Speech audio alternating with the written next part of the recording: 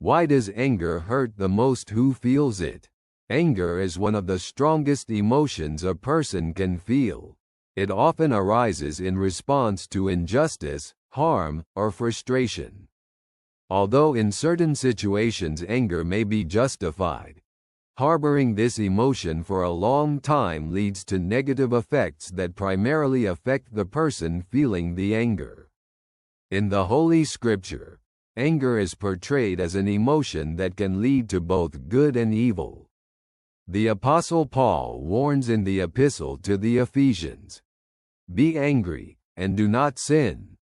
Do not let the sun go down on your wrath, nor give place to the devil."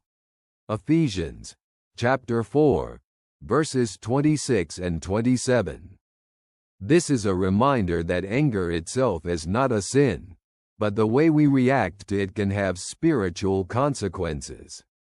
In the Gospel, Jesus says that anger can lead to the sin of hatred. Whoever is angry with his brother without a cause shall be in danger of the judgment. Matthew, chapter 5, verse 22. His words emphasize that harboring anger destroys our heart and relationships, distancing us from God's love.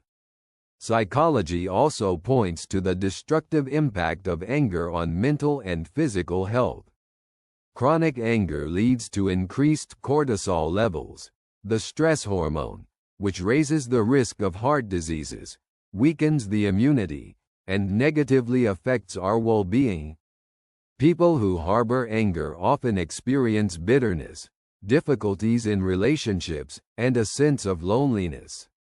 Anger hurts the most who feels it because it closes the heart to forgiveness and love.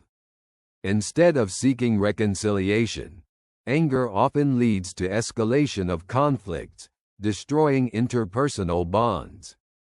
In the Epistle to the Colossians, Paul encourages, "Bear with one another and forgive one another if any of you has a grievance against someone. Forgive as the Lord forgave you." Colossians, chapter 3, verse 13. How to deal with anger? Firstly, it is important to recognize and accept your emotions. Anger should not be suppressed, but expressed in a controlled manner. Prayer can help release the burden of anger. In the Psalms, we find an example of pouring out one's emotions before God. "Cast your cares on the Lord, and He will sustain you." Psalm 55, verse 23. The second step is forgiveness. Forgiveness does not mean condoning wrongdoing, but it frees the heart from the burden of resentment. Jesus gives us the example of forgiving even in the face of the greatest injustice. The third step is seeking reconciliation and openness to dialogue with the other person.